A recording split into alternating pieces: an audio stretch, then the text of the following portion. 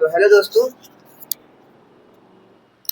आज के प्रारंभ बैच की क्लास के अंतर्गत उपनिवेशवाद और ग्रामीण इलाकों को ख़त्म किया गया और एक नए चैप्टर की शुरुआत हुई जिसका नाम है 1857 की क्रांति या 1857 का विद्रोह।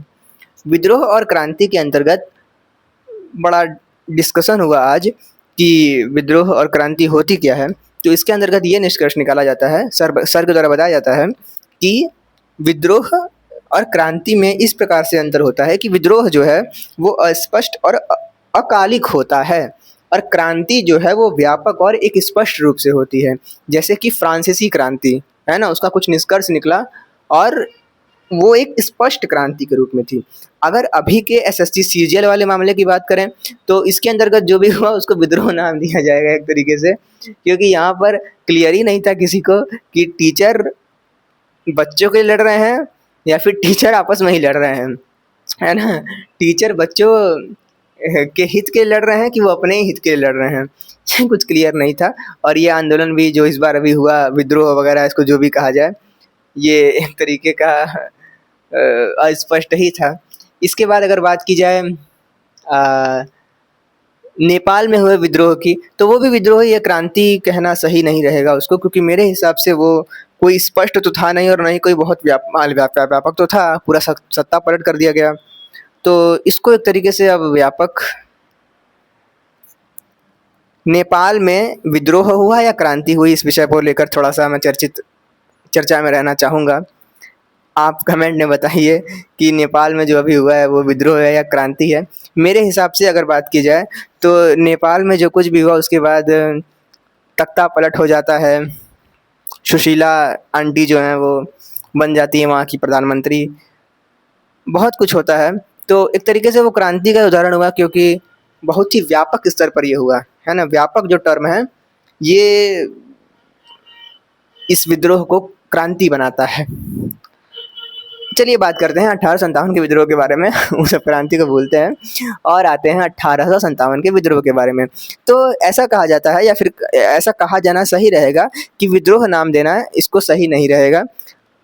ये जो विद्रोह नाम है इसको अंग्रेजों के द्वारा दिया गया है। हिंदुओं या फिर हिंदुओं की बात नहीं कर रहा हूँ, मतलब हम लोग की बात करें, हम भारतीयों की बात करें तो हम इसको क्रांति कहेंगे। और वीडी सावरकर ऐसे पहले व्यक्ति थे जिन्होंने 1857 के विद्रोह को प्रथम स्वतंत्रता संग्राम नाम दिया। 1857 की क्रांति की बात करें तो हमने उपनिवेशवाद और ग्रामीण इलाकों के अंतर्गत देखा कि किस प्रकार से जो है लोगों का शोषण हो रहा है, उनका अधिकार छीना जा रहा है। और यहाँ पर आप देख सकते हो वन कानून लाए जाते हैं, विद्रोह होते हैं, कृषि प्रणाली में बदलाव होता है, तो बहुत सारी दिक्कतें होती हैं।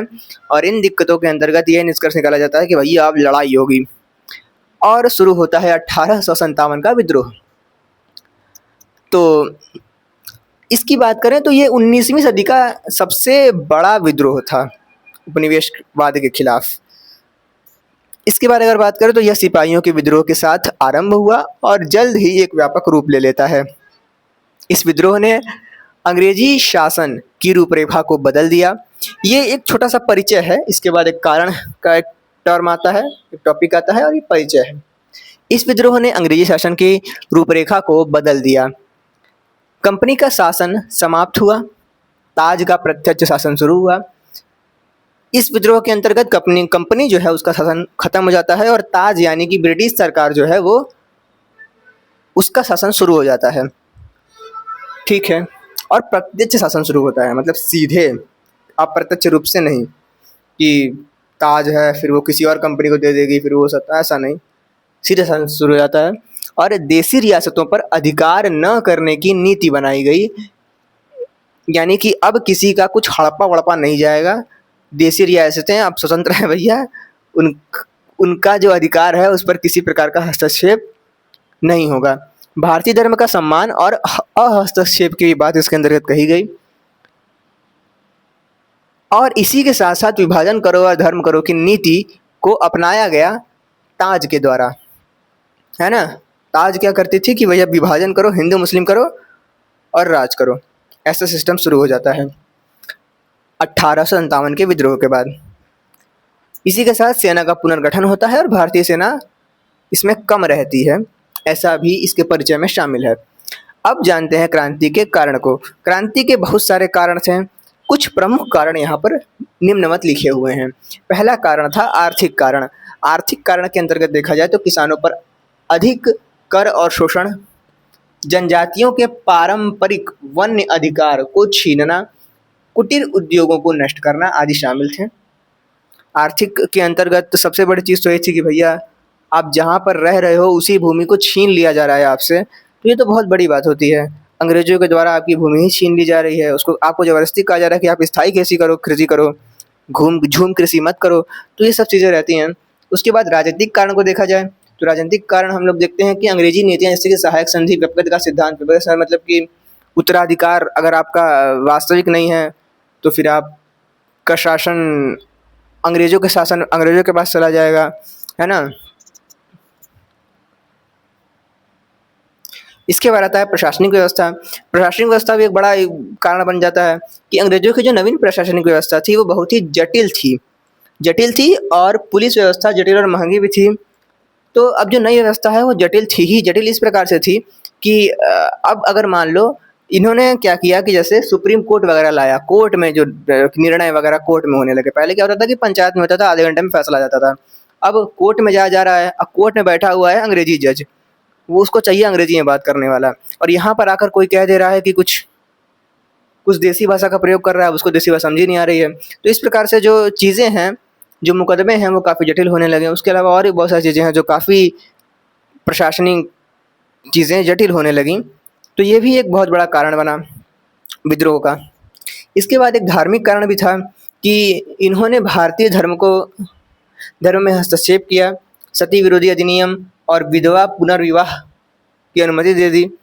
ये भी एक धार्मिक कारण था। हालांकि विधवा पुनर्विवाह किया तो सही था, बट ठीक है भैया, विधवा पुनर्विवाह करना धर्म के खिलाफ माना गया इस समय, तो ये भी एक धार्मिक कारण बना। उसके अलावा सैन्य कारण, नस्ल भेद व भारतीय सैनिकों का अपमान किया गया, सैनिकों को कम वेतन दिया जाता था, धर्म पर प्रतिबंध लगाया गया। अगर कोई सैनिक मुस्लिम है तो उसको टोपी लगाने नहीं देंगे, अगर कोई सैनिक हिंदू है तो उसको तिलक लगाने नहीं देंगे, और भी बहुत सारी चीज़ें हैं। इसके बाद एक और टर्म है कि जबरन जो है इन लोग को समुद्र पार भेजा जाता था, है ना। इन लोग का ये मानना था कि समुद्र पार जाएंगे, समुद्र में जाएंगे तो बीफ वगैरह खाएंगे तो इनका धर्म नाश हो जाएगा, ऐसा वैसा होगा। तो ये भी एक बहुत बड़ा कारण बना विद्रोह का। इसके बाद विद्रोह का कारण बनता है अफवाह। सन 1757 में होता है प्लासी का युद्ध, और 1857 में होता है झांसी का युद्ध, है ना, विद्रोह।